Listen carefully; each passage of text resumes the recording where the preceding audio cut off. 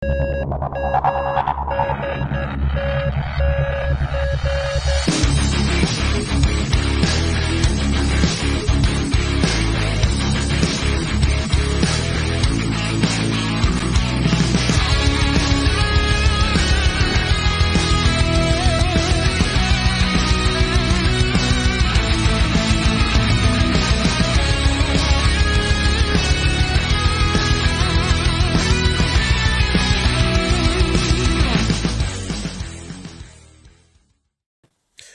up, world, and welcome back to the Global Frequency. I am your host, Nefarious. Once again, Frequency Girl has left me stranded doing the show myself, so it's probably going to be a little bit better than, normal. She's upstairs packing boxes, getting some positive feedback finally from people who've been receiving, so she's super psyched. Yes, Leighton and gay. Yeah, I see you. Tonight we are joined by special guest Davy T Otterby, otherwise known as Pum Spak, here to tell us all about his comic book crowdfunding campaign, Unemployed Monsters Presents, now live on Indiegogo. What's up, Mr. Otterby? Is it okay to call you that, or should I just call you Pum Spak? Hey, either one, Davy. I'm Mr. Maybe I think a lot of times my nicknames people call me Otter or Otterby. That's cool too. Otter's good, yeah. Hey, Pum works as Mr. Otterby sounds like. It looks like Frequency Girl's at least watching. So hey, what's up? What up, FG? Yeah. She should be working. I don't know why she's watching. This is not time for a break. Nobody said you could take a break. Go back to work. So, before we get into the book, why don't you tell us a little bit more about yourself? Where are you from? Where did you grow up? Man, well, you know what, Neff, I grew up on the East Coast in New Jersey. I lived there until I was 21 years old. Northern New Jersey. I had to go south to get to Manhattan, which a lot of people think is weird. A lot of people think that, New York is just above Jersey, but the way that I had to go was I had to go southeast to get down there. Hanging on Hoboken a lot and taking the train across to whatever to see a lot of shows right across the Hudson there to see a bunch of shows. I guess that kind of plays into my comic book a lot subconsciously. I went to see a lot of bands in New York City when I was in high school. CBGBs? It was more like Roseland. Webster Hall, Hammerstein. Yeah. Coney Island High. But and seeing bands like Rancid, Dinosaur Jr., Korn, oh my goodness, Primus, Mighty Mighty Boss Tones, 311, Shooty's Groove, all those bands, dude. It was. So I really, really liked music growing up and kind of bounced around after high school, just trying to figure out what, was going on. And I did like landscaping and tree work for 3 years, just kind of started learning discipline, a little bit. I think I kind of squeaked by where I had two older brothers who my parents were just like there, parenting. And by the time I was number 3, so I think I was able to kind of. They just let you go. Yeah, dude. So I think done. A lot of I was a kind of little Bart Simpson a bit in high school, and getting kicked out of classes and stuff like that, being real rambunctious. But for the most in good, trying to have fun. Not trying to be mean and stuff, but yeah. Point is, I think I missed out on some of that discipline. And doing landscaping for about a couple of years. And then one day my mom was just like, dude, if you want to try to go back to school again, we can look at some options. And I ended up going to school in Vermont called Green Mountain College, dude, for a year, and got B+ A's the whole time there, and then transferred to a music business school in Nashville called Belmont. And I ended up finishing school in Belmont University, in Nashville, Tennessee, and it was freaking a blessing and just an awesome experience living there. And then I moved out to California, and I've been in Los Angeles for 20 years, man. Yeah, so I've been out here for a while, for a while now. Impressive resume, extensive. It goes back 20 years. So all of these, Zoomers running around, 18-year-olds, you've been in film and television longer than they've been alive. Which is saying something. Let's say hello to the chat real quick before we move on. Yes, we have Mo Biggs being first. Mo Biggs has more tickets in the raffle than anybody else. It's kind of scary how many little black dots I have on a piece of paper in that hat. We've also got Nicholas Gear with us. I'm just going to skip over Frequency Girl because she's not important. 80s Made, what is up? Thank you so much for tuning in. And we got Will from Creators Outlet as well. Thank you guys so much for joining us. So, what got you into comics in the first way, Davy or Otter? I'm still trying it out. I'm not sure. It's all good. And yeah, Davy's but it's whatever you want, man. Whatever a Pum Spak is my new favorite though.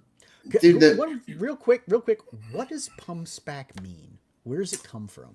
Pum Spak, it's a sound effect from Marvel Comics, and it's actually a group. It's like a villain that I think that actually could resonate with the CG folks like me. I don't know how hardcore into this CG thing you are, but it was a sound effect, dude. During like the Serpent Society and Captain America, these like low tier villains were just getting killed.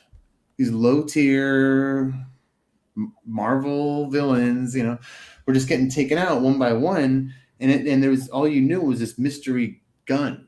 Pum Spak was the sound effect. Danny O'Neill and Luke McDonald, Ian Aiken, and Iron Man 194, just popping these guys out, right? Like Pum. And it was always, dude, and it made it seem like it was like like an exploding shell, and there's always like a mask left behind. So I was like, who is it? Who is this? Who? And it was like the Scourge, and you thought it was one guy. So for like a whole summer, it was people like, oh, is it the Punisher? Like, who could it be? Blah blah blah. I ended up like falling off and never finding out, and I think I went back, and it turned out to be like an organization, But for me as a kid, just like the mystery of always like, who is Scourge? Who is this guy just freaking behind the scenes taking out all these lowlifes? I mean, I can dig that. I think that resonates with a message within Unemployed Monsters that we're going to get to a little bit later. It's now all starting to make sense. The Pum Spak causing justice, taking out the bad guys, Unemployed Monsters with the trailer and the sending the bad guys to jail. It's starting to click. I think I see it. I think I understand. I mean, just to make my universe more confusing, Neff, there are actually no monsters in Unemployed Monsters. What you got? There are no monsters. What you have are what is it? Critters, creeps, mutants, and freaks. Right. No actual monsters. No, because, that's like the publishing company. Like, I'm Unemployed Monsters. That's me, Mm-hmm. But like people call you, a monster, but you're not actually a monster, right? Like, yes, sir. I can understand. So what kind of comics do you like to read yourself? What writers and artists do you admire? I growing up, I liked everything. So what you said, I think what you asked me initially was what you got me into comics. It was my older brother, dude. It was he was able. I had two older brothers. One was like rambunctious and crazy and just always getting into trouble, and the other one was just like got good grades and and whatever, and was allowed to like take me to on the train to a neighboring town, like unsupervised. So growing up in northern New Jersey, before we had a car, we couldn't get a license until we were 17 years old in Jersey, and like 16 with a permit, and nobody wanted to be the parents, but you could take the train. I don't know how old you have to be to take the train, but we were little kids. So we would walk to the train station, get on the train, take it to Ridgewood, where they had a comic book shop, and go in there and get back issues. And that's kind of how it started. And I would come home and we had this tape recorder, and I would like read the comics with my older brother and like record the voices on this tape recorder. Nice. So it was like all that. So it was like, sometimes I'm like, I think I only like comics because it was just like a relationship thing with my brother. Like, oops, I accidentally dove deep into this rabbit hole that I didn't mean to, because I was just trying to connect with my big bro. But, over 6,000 comic books later, I read quite a bit of them, but mostly like the Marvel superhero stuff, Neff. Bronze Age, I like the Silver Age superhero stuff, the Bronze Age like horror and kind of weird stuff, and I started collecting a lot of 1950s horror, like a lot of So EC. your tastes go way back to like the original stuff that was coming out, like the It origin just keeps of going further comics. back and back. I think the more, but More but yeah, mature you so get, the more you appreciate the older, finer things. Me, I still, smoke crack and read 90s comics. So, yeah, that's cool. Well, dude, as far as new stuff, I love comics. So I don't know how many. I have to go click on it. How many campaigns that I support in on Indiegogo, man? But I've seen, I checked out your Indiegogo backer list. You have serious support and love for CG and indie comics. Honestly, have you checked out any of the 90s books recently? Your boy put something up about reading Wildstorm, and I checked it out because I follow his community posts, and I was like, yeah, I should go back and double check and check out some of those old Wildstorm comics. They are so bad. They are so bad, bro. yeah, Like, I I'm can't just believe when I was a kid, I was like, these are awesome. Like, reading them, like, what is this? It's awful.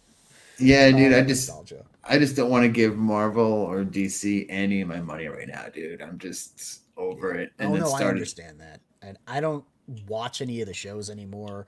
People constantly talking about She-Hulk. I'm like, I didn't know it was a TV show. Well, dude, What makes this? as much, I saw Wakanda Forever last night. As much as I'm saying, I don't want Oh, to you give them did? any money. Yeah.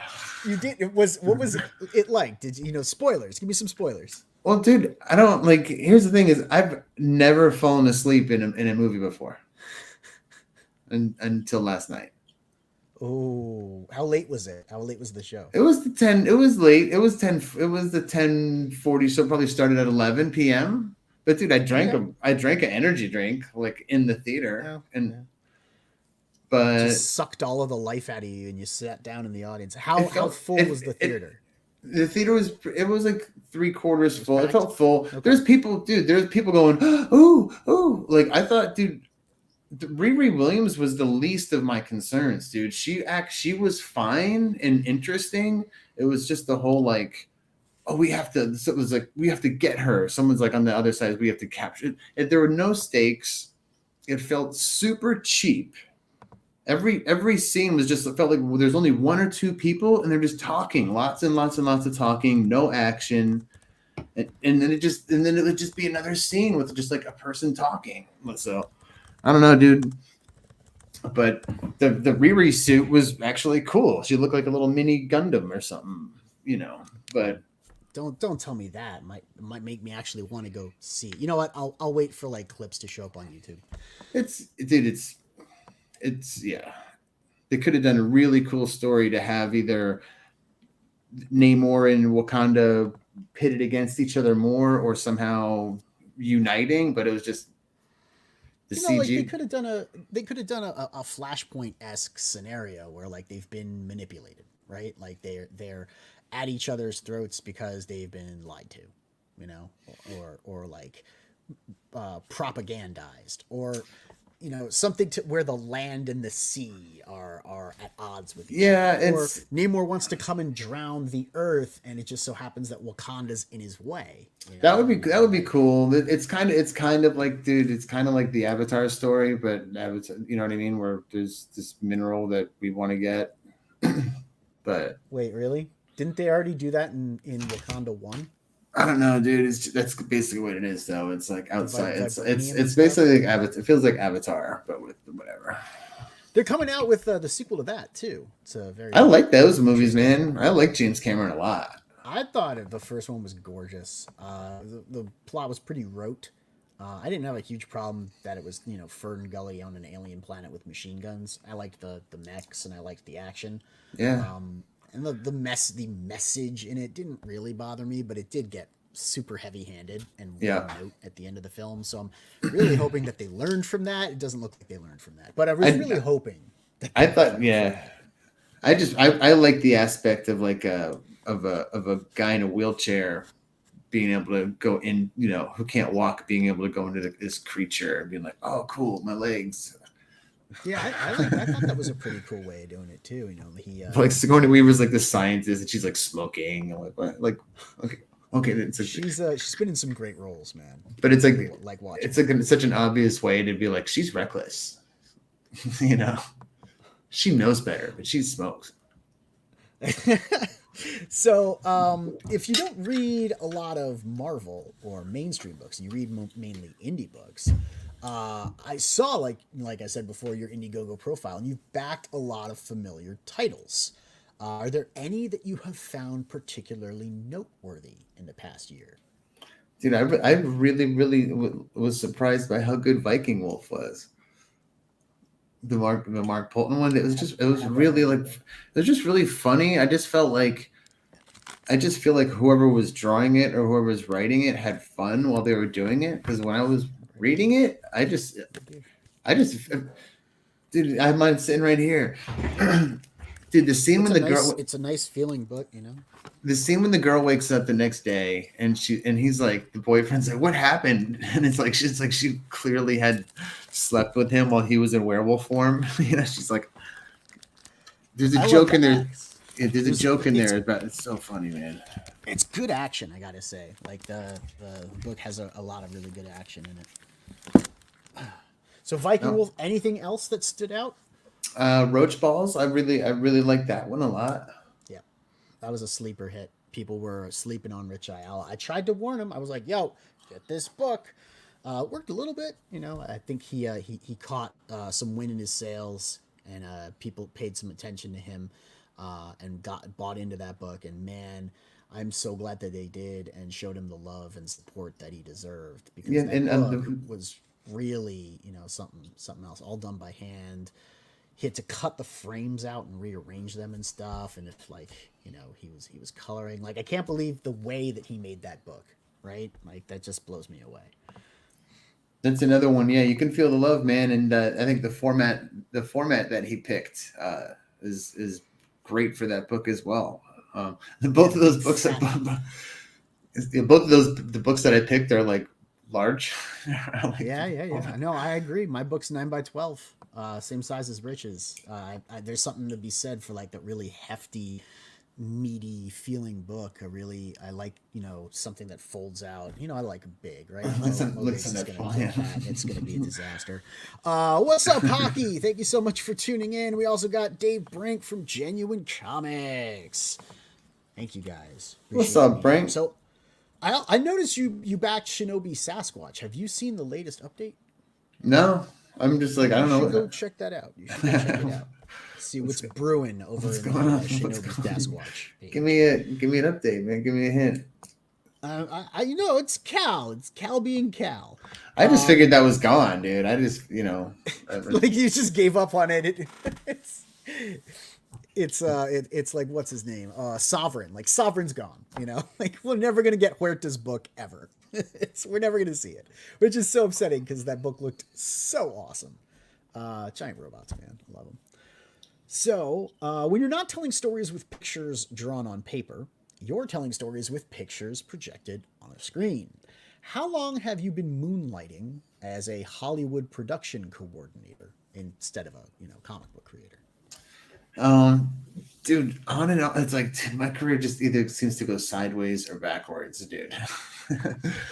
um, I'm trying to think of how it started, man. But I moved out. I moved out to LA just wanting to be in the business. So I went to school in Nashville, Tennessee at Belmont University, and I graduated in with an a major in audio video production, and I minored in art. So I took a lot of photography classes, a lot of painting, a lot of figure drawing, a lot of life drawing. So I still do like paint, like oil painting and acrylic painting, and I would want to do some of those as a giveaway, but I'm not confident enough to like put them up to actually have someone buy them or anything like that. But maybe as I go on and people see this book, which I think I'm hoping will also be a surprise hit once it kind of starts getting in people's hands. But dude, craziest thing looking back, I ended up working on this, like, I can't find any work in LA. This is like early 2000s, like 2002. All right. and can't find any work. And there's like early internet still kind of too. Like there's mostly just like forums and stuff like that. And I just posted on this random site one day, like, oh, we'll work for free. And I just get like a ding, like whatever. But I had a blast, dude. I get this like production company, whatever I'll call it that. I get put up in this like in a Motel 6 for like a week, and worked on on a horror movie, and got to like see girls get like, and dudes like, here's one from Mo Biggs as well. He's got to see like not impaled, but yeah, and dismembered and blood and all, some fun silly effects. And I'm like, dude, I got to stay for free in a Motel 6 for a week. Like I felt like I made it. And and watch people get horribly murdered. And then I ended up getting on this show called The Grubs, and it was it's Michael Cera, before The Office. So he's like 12 or 13 years old. I used to drive Michael Cera around the Universal lot in a golf cart when I was just like a PA. And halfway through that season, they're like saying like on Fox, like, oh, this show's going to be on Fox in 2 weeks. Randy Quaid was on it, like right before Randy Quaid went like crazy and was like shooting all those like insane videos.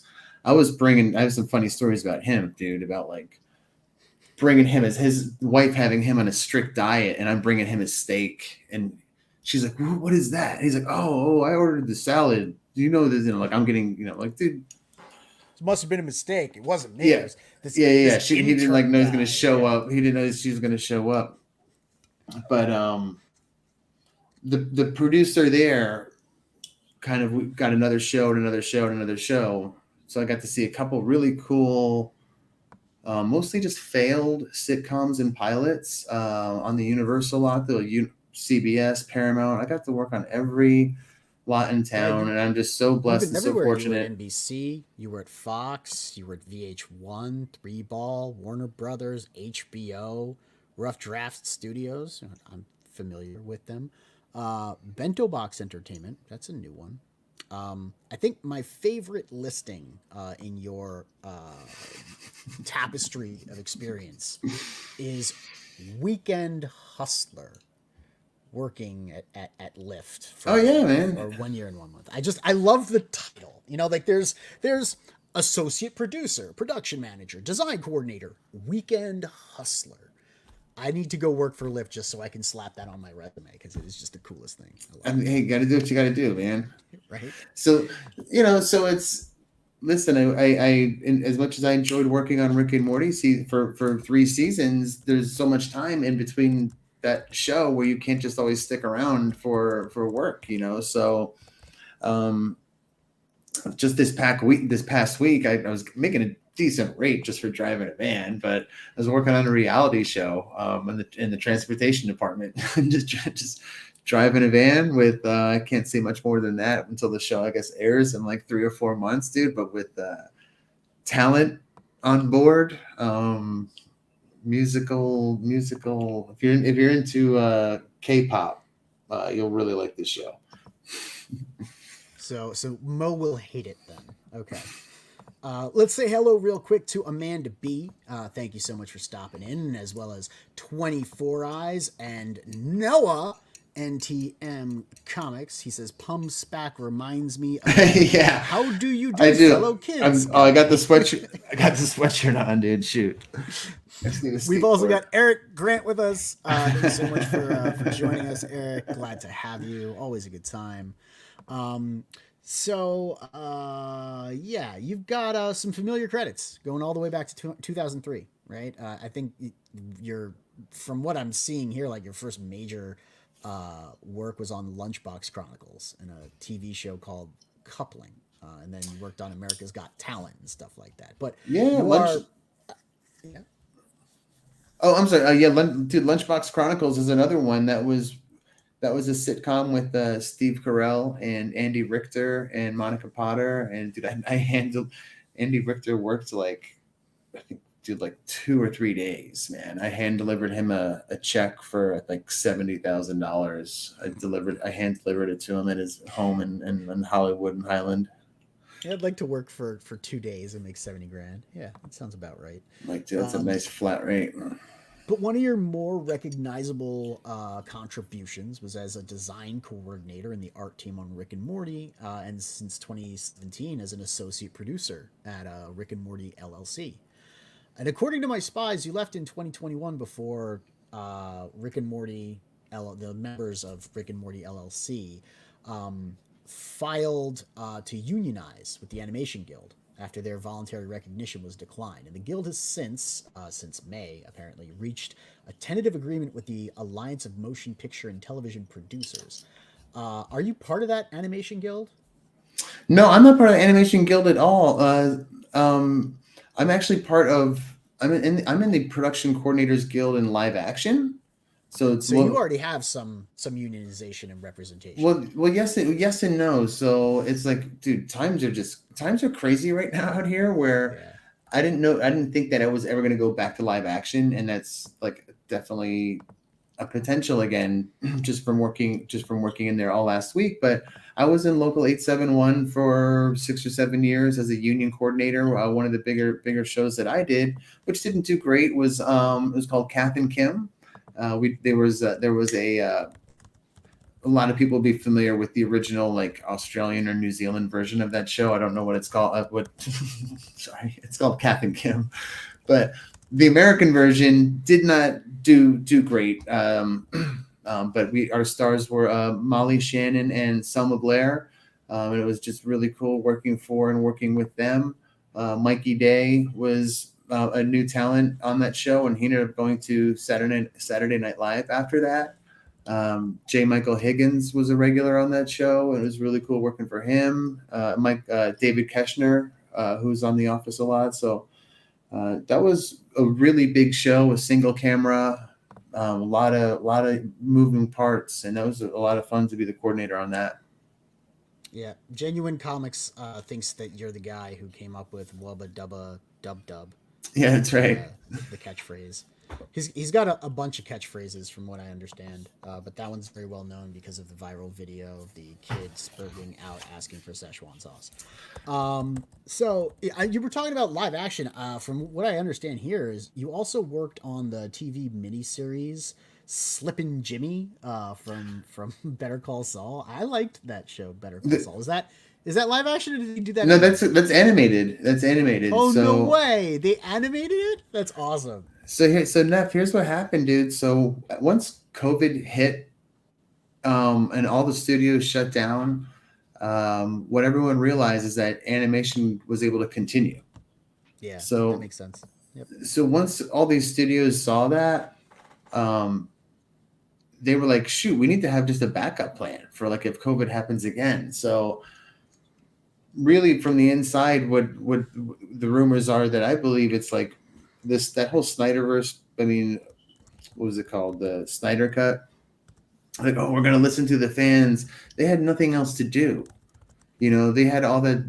There was no. They weren't allowed to shoot anything. So all they could do was just, hey, let's just do that thing, assemble it, do some remote reshoots, and put it together, and say we're listening to the fans. But and meanwhile, everyone just started trying to do animation. So that's why you have tons of animated coming out now, and you're just going to constantly see animated content to come out in the future because it can be done at home, and it can be done remotely. And so if COVID happens again, you can continue to have people work on it and continue to have content for people to just consume while they're chilling. Right.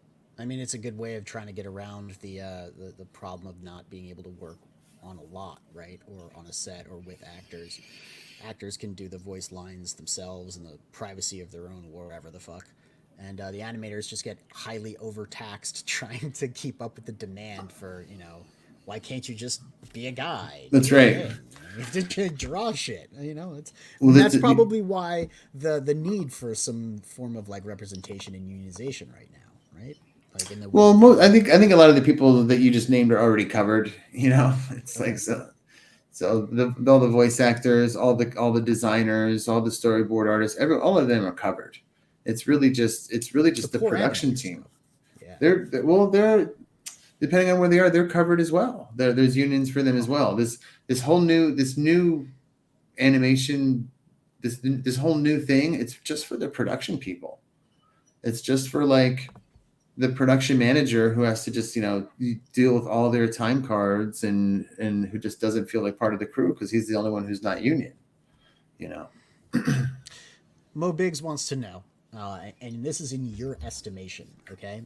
Will the next batch of animated shows be able to recapture the magic without a writer's room where they can write LOL so random on the board with random underlined 3 times?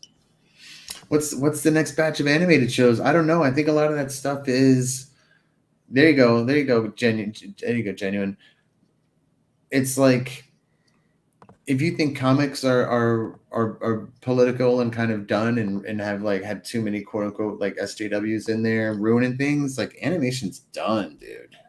It's in that it's a lost cause. Like I think the only way to get good animation again, and this is my pitch. I want to prove that I can make a good comic book and then do this. But I think the only really way to get good animation back again is we have to make it ourselves. And a guy like me is I want to say like, listen, I think we can actually do this through crowdfunding.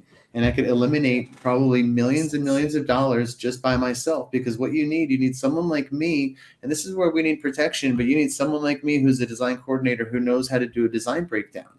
And what I mean by that is if you write a script, one thing about live action, it's when you write a script, you can just go out and shoot certain things against a brick wall. You can do reshoots. You can get a lot done in a day. Animation, you need to have a design breakdown and you need to know what's in that shot. So if it was just like opening scene on Neff, all of a sudden I've got one character, I've got you, I've got the chair, and I've got that background. And it could be as simple as those 3 designs, but the background can be its own design, and we'll have to draw all those comic books on the background, so you wouldn't be able to interact with any of those. We would need a full turn of you and your character. We would need a mouth. The animated layer. Well, not even that, just from a design standpoint, we would need designers to do all these designs that the storyboard department can then work with. And then we can give to the animation team. But it's not as complicated as I'm making it sound, but there's so many things that we can eliminate there. Is basically, if you have your script and we have our design team, I already have relationships with many of the animation studios overseas. So these studios like Warner Brothers, Bento Box, Rough Draft, all these studios, we don't need them at all. We don't need them at all. You need me, and then eventually you don't even need me if these artists can kind of do their own thing. But as long as you have someone there managing the project, I'll get you a director, I'll get you a storyboard team, I'll get you a design crew. We take all of that, we give it to an animation team directly overseas, and then we make our animation that way. But we just cut out Warner Brothers, and we just cut out. Yeah, it's the same thing about cutting out publishers with comic books and self-publishing. You're talking about self-publishing or self-producing animation. That's fascinating. I wonder what kind of budget we would need to see and what kind of upfront capital we would need to provide. Because, of course, we're going to crowdfund this, but you can't crowdfund a nothing. I mean, like, there was that, was it Vox Day? That dude, that crazy dude, did a movie, raised $1 million, went and got, he put it in a bank, and then the bank just absconded with it because he was trying to, like, have them hold it for him while he built the movie. And now there's no movie, so he raised $1 million and just completely failed.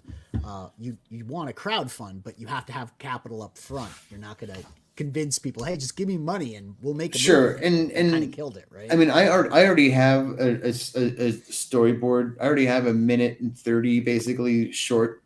It's really cool, animated short with one of my characters. It's like it has a lot of action. It would almost like an episode of Aeon Flux. But my idea, Neff, would be to just say, like,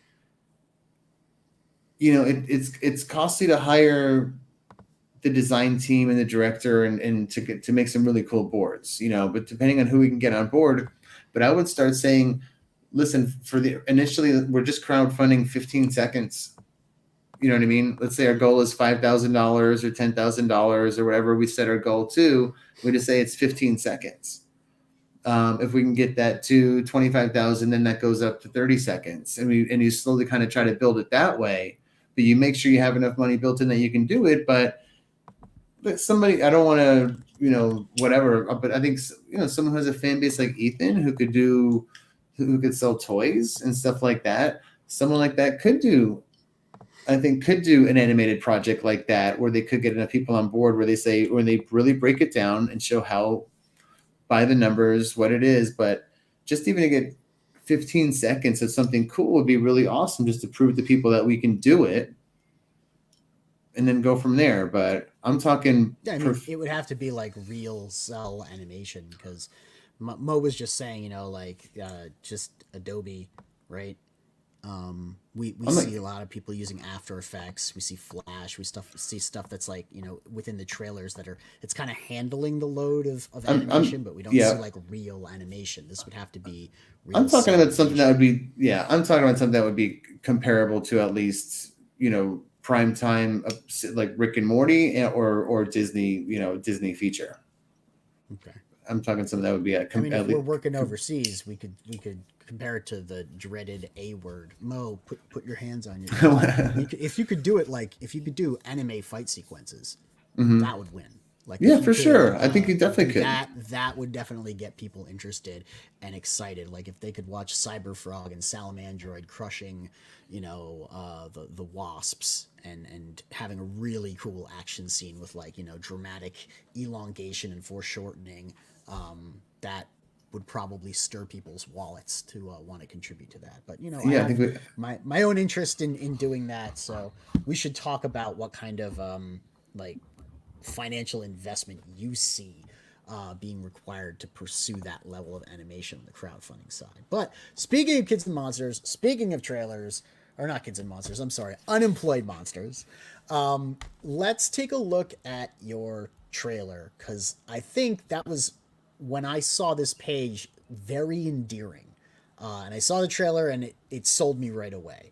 Oh, cool. So Thanks, I'm going to get man. to your comment in a second, Mo. I'm just going to play this trailer real quick. All right, hold on. Here we go. Come buy a comic book, come buy a comic book, come buy a comic book, come buy a comic book. Flip the pages to an awesome story about three kids rock and rolling on the street.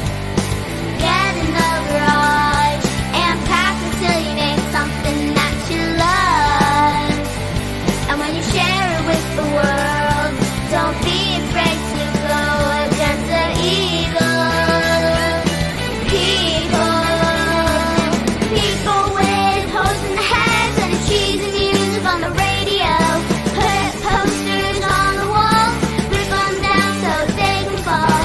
We made this music by ourselves, nobody even helped. I hope the bad guys end up straight in jail somehow. You have to read the comic book to find out. That's like perfect. It's a jingle. It's nice and tight. I don't even. Yeah, it's 58 seconds, right? So it's under a minute. And it says some stuff in there. I think text. Once we know who you are and know some more about your story, it contextualizes things. Fighting back against the evil people, doing this without any help, hoping that they wind up in jail. Like there's something that gets spoken unsaid in the story. So give me the pitch. Who are these three kids? Why are they? They're not monsters, but what are they? What is this world that you're looking at? It's in some ways I just want to do drama and I just want to do Stand By Me, little adventures, stuff like that. But it's a lot of my influences coming together. It's Garbage Pail Kids meets Richard's scary kind of like backdrop universe, based around the music and just creativity. But there's three kids, CJ, Clive, and Whammo. They're just friends and they have their own little rock and roll band, and they're just trying to kind of do their own thing. And there's an evil factory in town that kind of manufactures, music. One might say a production house. Yeah, maybe something like that. They produce music. And music. And Frequency Girl might like this. There's a character named Frequency Jones. There's this nice. evil scientist who has you've heard of Quincy Jones? This is Frequency Jones. Yeah. So he's got a transistor radio attached to his head, and anything that he dials that radio into, he kind of absorbs that information, kind of like the Matrix. So he can get super smart that way, but he's also like crazy because the dial can end up anywhere. But he uses it to pick up. He hears this music. He doesn't know who these kids are, but he's like, dude, we need whatever that sound is out there that I'm picking up on. It's dangerous. We need to stop it. So these kids are just trying to do their own thing, and they just have outside forces just wanting to kind of crush them, and they don't even know why. But so the antagonists are the outside forces that are trying to crush them. Yeah, so there's an evil band in town called Gleemo, and it's kind of like if you and I were hanging out, and I was like, oh, dude, I can't stand Justin Bieber and Taylor Swift and Ariana Grande. I hate this music so much. I know, dude, it's terrible. I actually like a lot of pop music, but we're like, oh, I know it's terrible. It's terrible. But we asked everybody around us, and every single person said, yeah, it is terrible. And we said, well, dude, if everyone hates it so much, like, why is it so popular? And it's catchy and it's full of mind control. Right. So Frequency Jones. So the music Gleemo plays is kind of laced with an algorithm that makes you want to buy merchandise. And Frequency Jones and that evil demon guy, they're working on a new weapon to kind of take that sound even further. And brainwash people into thinking what they want those people to believe. Yeah, that's kind of it, but I really just kind of want to. It's kind of the overall theme in a nutshell. But I really just think these characters are going to be really fun, and I'm trying to do a lot of world building and throw a lot at you in this first book. It's a 56-page book, and it's almost all story, and it's all done. And I'm happy to have a lot of really neat and fun people to work on it, and also some CG regulars like Matt Yackey and Eric Weathers. Yackey's fantastic. I use him on a lot of stuff. He's actually coloring one of our projects, and Eric Weathers letters everything. He's an incredible talent. He's super fast. He's very accommodating, able to make corrections. Wonderful with just layer files too. How did you get artists from Rick and Morty and Bob's Burgers? I'm assuming you know them, but who's the artist on the book, and how did you assemble the team? So they're my friends. So it's crazy, man. So I wrote and drew the entire book initially myself, right? I drew it and inked it and colored it. Psycho. I colored it. It took a long time. And when I was ready to put it out, I was ready to publish it, whatever it was. But this is way before kind of CG, but I was ready to put it out, and I just looked at it and I was like, man, this sucks. And I just felt like if I'm going to try to put effort into something and put something out there, I want it to look really, really good. And certain timing worked out. Like the CG thing was happening, but I've been working on this since Cecil announced Cash Grab. And not necessarily working on it to the degree of a lot of those guys, but oh man, it kind of helped get me going a little bit more, seeing that stuff going. I'm like, man, I really want to get this book out. And I'm kind of, a lot of the message, the CG message was really resonating with me. And I'm just, dude, I used to go to the comic book shop that whole Wednesday thing. Really looking forward to it. Easily probably $20 a week. And that 5-6 years ago, at least that stopped. But they had me, dude. They had my $20 a week for years and years and years and years and years. And I'm good. I'm good now. I want to read anything but that, unfortunately. So a lot of that message resonated with me, and I said, I want to make my own content. And a lot of people saying, you don't like it. What are you going to do? Well, you don't like it. Why don't you do something? Said, all right, I will. All right, we'll do that. We'll do that. So this is I want it to be wholesome, no racism, no sex stuff, nothing to get kind of political to get caught up on it. I like to have drama. I like to have, situations that make you think. And There's subtext. What you've done here is you've achieved the three layers of creative text. You have the text itself, right? The comic book, the drawings on the page, right? You have the context, the plot and the story and what happens to the characters. And then you have the subtext, evil record producers trying to, mess with people's minds and get people to buy merch. It is a commentary on consumerism in culture and the dark forces that guide entertainment. And these kids are innocent and they just want to create something beautiful. So the subtext is clearly there, but you've managed to actually achieve subtext, which is what we do not see anymore in modern entertainment. In modern entertainment, the agenda, the subtext, is now the text. So there is no depth. There is no nothing but the message being shoved down your throat. Literally, the characters are saying the quiet part out loud. So there's nothing enjoyable to be interpreted about the entertainment. That's why, or I should say, that's one of the many reasons that you hate the comic shop, because the entertainment isn't entertaining; it's a lecture. And it's a one-sided lecture, where. Yeah. Yep. Or maybe that's a lecture. Maybe that's what lectures are. Sorry. Yeah. But you don't get to be, it's not a conversation. And what I appreciate about what you're doing here is there is a conversation between the reader and the text, right? If the text is just, you have to interpret the text, right? You have to extrapolate information, right? There's things that are implied, but there's things that are inferred, and you're inferring information when you interpret a text. So in a way, that's a conversation. In a work of modern comic book fiction or even like animation, like you're talking about, or television, a lot of the surface layer stuff is what was supposed to be inferred, right? Now it's not, it's just given. So there's no back and forth between the reader and the text. It's just one direction. Isn't that a name of a very popular music group? Yeah. So the aesthetic choices and the design, is that something you came up with? You chose to make these guys look this way? Yeah, well, the guy, Frequency Jones, 100%. Yeah, the green guy. This page, I think, looks really cool. This is a great page.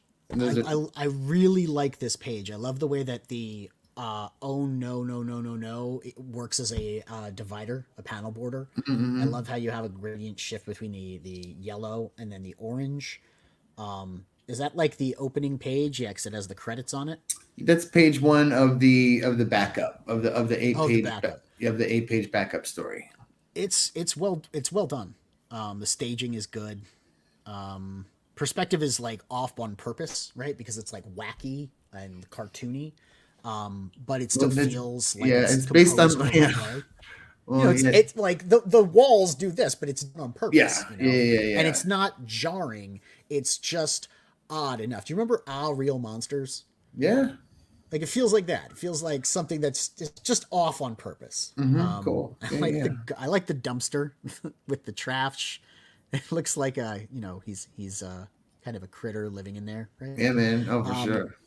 It's just a good page there, and so it makes me confident that whoever put this together, you obviously, and your friends who worked in animation and on the art team, you obviously know what you're doing. You have experience. You've got 20 years of experience in entertainment, but you're also, proven in a way and adept at the visuals here. There's a lot of clarity in these pages. There's not a whole lot of intensity because you're focusing on readability here, but then something like this is intensity. Yeah, I'm trying to have a lot of fun details, but not. Hopefully, they're not too distracting. No, I like like the see. Yeah, like the Gleamo poster. Someone like drew on it in the background in that one. Yeah, right over here, and they crossed the eyes out and sewed the mouth shut. So tell me about the tiers. Well, I try to keep it simple. I don't, it's my first time, and I just really want to make a comic book. I really hope I have an opportunity to make a second one, because I think that's really where I introduced a lot of other characters, including this is my Pum Spak character. I'm not sure if I'm going to keep the name, but right now I got a guy in there named Pum. This guy down here. No, that's Ump.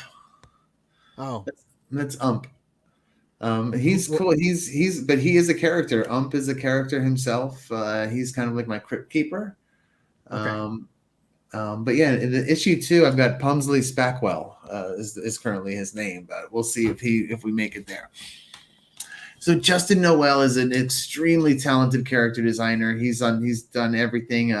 Man, follow him on Twitter just to see really, really cool art. That's a painting that he did, and that second one. These are both wraparound covers. I guess I should maybe try to show better pictures of them. I think you can see them a little bit better in that first tier.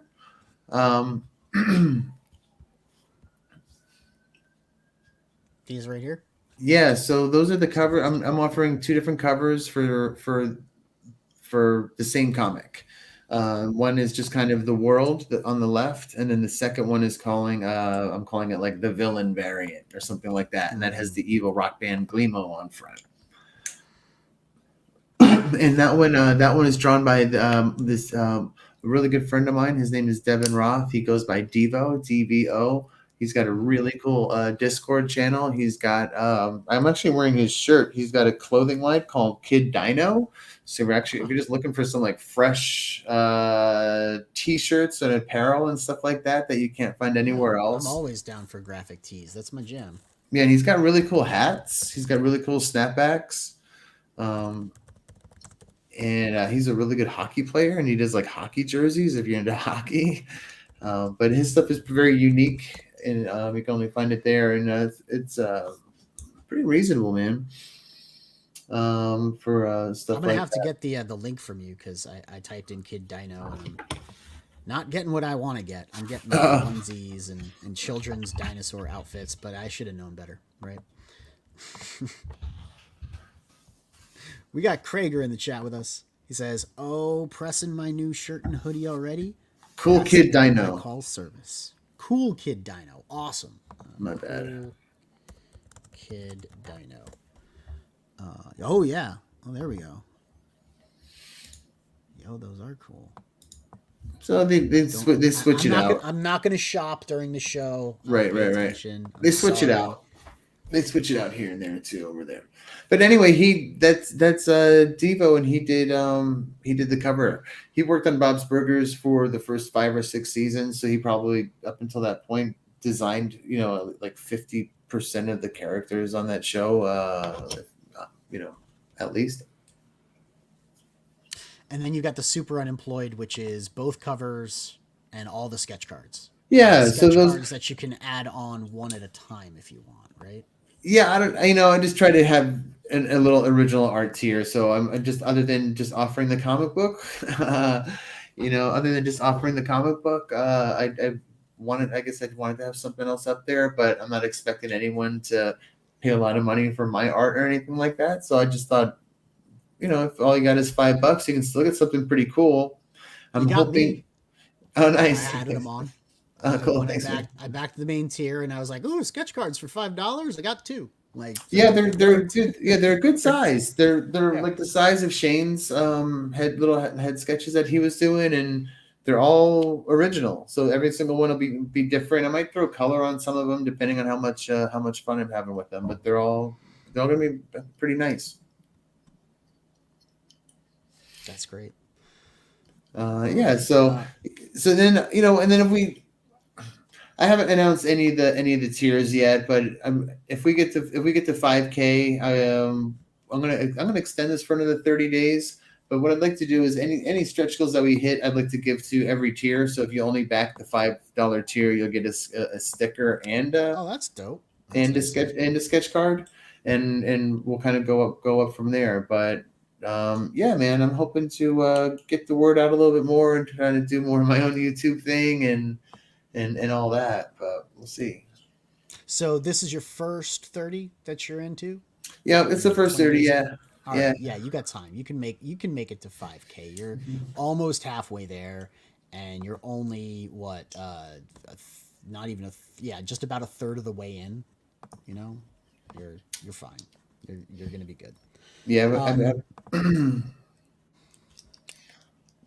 yeah. So anyway, dude, really quick, that song, man, it was really cool how that came together. There's this really nice girl named Giada, and I think when she recorded that song, she was 9 years old. A buddy of mine who I went to high school with, like one of those like, oh, little brothers friends thing. I just happened to see my little brother's age, dude, whatever. Somebody I know, their kid on Instagram was like a little punk rocker, right? And I just reached out to them and I was like, hey, would you be down? I'll like kick you some cash. Would you be down to record a song? And she was totally on board. And again, she was like 9 years old. And she wrote, dude, I didn't give her any lyrics or anything. I had a Zoom meeting with them. And her dad was just like, dude, I tried to like stay out of it and kind of really just let her do it all herself and just kind of guide her a little bit. So he really tried to not get involved.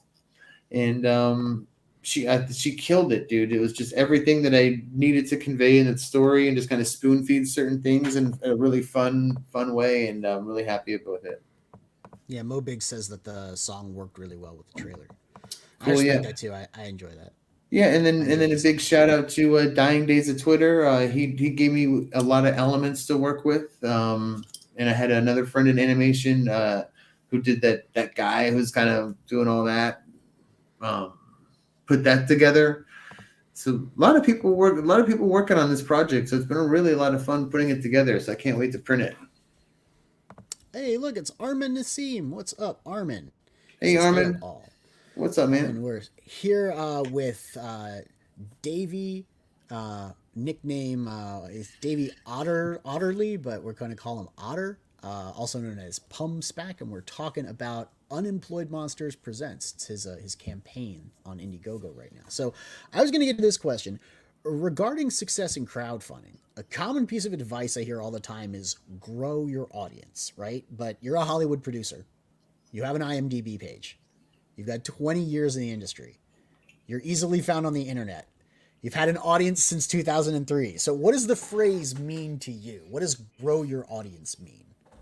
Yeah, I mean, it's like, what have you done for me lately? You ain't nothing till you've done something. I don't know, man. So just because I've worked out here and have a lot of experience doesn't mean I have an audience or know anything. Listen, I follow direction well and that kind of stuff, but marketing and that other thing that doesn't come naturally to me. But I just wanted to get my book out, and this has just been a ride. And all the next things, I'm just going to learn and go with it. But I have a lot of faith in this book. I have a lot of faith in my dream. And just getting it out there is a big step for me, and I hope to participate in cons and all sorts of different things, and with some of my connections, maybe push it somewhere else. But I really just want to do a grassroots effort, and I don't want to. Oh, I'm just trying to get this over to Netflix or this and that. Now that I made it, I made it for us. If that means anything, I made it for me. I want to make a book. I did the same thing with Mavericks. I want to make a book for us. I want to make a graphic novel, a real event kind of thing where people can get on board and go for the ride and really enjoy it before it goes and either gets adapted or turned into, an animated thing or whatever. I wanted to focus on the series itself and the act of creation. So I respect that, because there are a lot of people who are just sort of like, hey, let me make a comic because that's my movie pitch. I guess one of the things that has always got me into trouble, and I don't know, I mean, this is going to sound like crazy, whatever, but it's like, I need to work more on relationships. I feel like I just want to put a good book out there and have the book be good, but it's just, maybe there's just so much good stuff, but I've always just, I don't know what I'm trying to say, but I don't know if there's so much good stuff. There's a lot of crap out there. Yeah. I don't know, dude. It's just, there's more crap than good stuff. I want my book to be so good that regardless of my personality, you want to get the next one. Even if you don't like me for who I am, you want to get the book because you like the book for what. That's kind of how I like work. Like, dude, Hollywood can be kind of vicious, and like the live action side, it's really kind of just like, if you're good and you can get the job done, that's all we want. It's all that people care about. And sometimes you kind of fall into that trap of just doing your job and kind of forgetting about people. and I've been on mostly the other side of that, not the good side of that, but I've been on both sides of that. So, what suggestions do you have for newer creators looking to start making comics? You did one yourself entirely, and then you Well, brought on a team and made a book out of it, right? What advice do you have for creators who are trying to make comic books? well, I still have to print mine, so I ain't nothing yet, Neff, right? But it's the book You is done, funded. dude. You can do it. It's You're fine. I mean, I'm good. I mean, dude, the book is done. I put so Yep. much. It's done. It's all colored, all 56. Like what I got to do is just work on the print files and then do like a little credits page. Maybe we'll throw some special thanks in there, depending. But other than that, we're ready to go. If you want my advice to anybody is just if you want to make something, make it. I think that's the definition of a true artist. This is what George Duchel told me. He's an instructor he designed the Na'vi for the first Avatar. So I took a lot of classes with him, some sculpture classes, and he's just freaking brilliant. But kind of a true artist, it's like even if you're bad. If you're bad, I think the definition of a true artist is someone who just continues to make something. Get in the garage and work hard till you make something that you're proud of. That's how it goes in the song, right? I don't know, but a lot of times, but I've found that if you're already, I don't know if you want to or whatever, it's really just baby steps. And for me, everything is just a little step. Just take a little step towards the thing that you want to do, and you'd be surprised what happens. And sometimes, like in the writers room on one of the shows that I worked on, sometimes people say like, sometimes you just got to get that ugly baby out. You know what I mean? It's like, yeah, because we know we as humans know what's bad. You can walk out of like I did. You can walk out of Wakanda forever and just say, that movie stunk. Yeah, it did. It stunk, and it's just really discrediting all the hard work that everybody put into it. I've worked on so many stinker projects, dude. I've worked on failed pilots with like Jay Moore and Marion Ross and huge names. And you fall in love with these projects because you have fun on them and you work so hard. And when people say they're terrible, they get canceled, you're kind of surprised when you've been so close to it. You have like blinders on. But I think we do know, we're our own best critics, and we do know what stinks. So sometimes it's just get that idea out there and kind of either start talking about it and looking at it and be like, oh, this is awesome. You kind of start looking at it and you go, oh no, this doesn't work. And you kind of start cleaning it up. So it's like, just get that ugly baby out, out, and then kill your fix darlings. it. Comb its hair, give it a little bath. Wipe the smudge off its face. Yeah. So do you have any advice for people who are trying to break into the business, as they say? It's tough, man. If you're out here, I can help you. If you're out here, I see a lot of gigs. I'm a union coordinator. I'm constantly seeing all sorts of gigs, especially in the live action side, from needing translators to needing teachers to needing all sorts of things. From in every department. Weekend hustlers. That's right. Weekend hustle. I'll come out there if I get to be the weekend hustler. So, but if you're worried about finding work in LA, there's a lot going on, especially in live action. Just get out here, but it's hard, dude. It's really hard. It's every couple, I'm like every month, I'm like, this is it. I'm like, one more show and I'm done. I'm done. I don't know if I like LA. That's the thing. Yeah, you fall in love with it. It's like.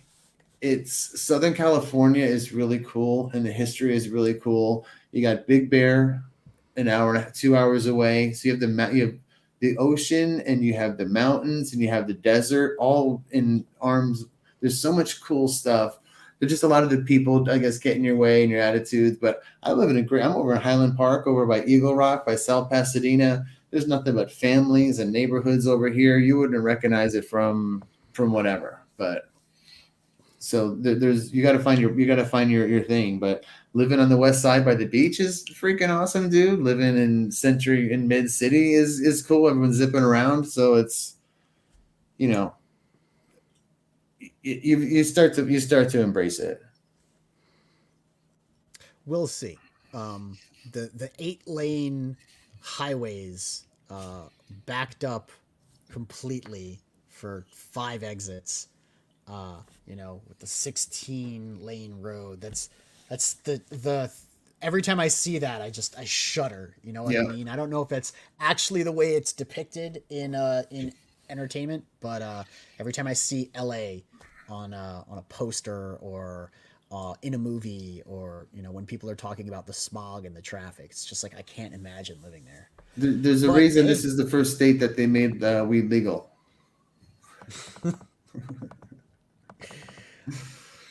So, do you have anything else to say to the audience that's watching, all the viewers at home, other than back Unemployed Monsters, because it's a cool looking book. I've backed it. I'm looking forward to getting it.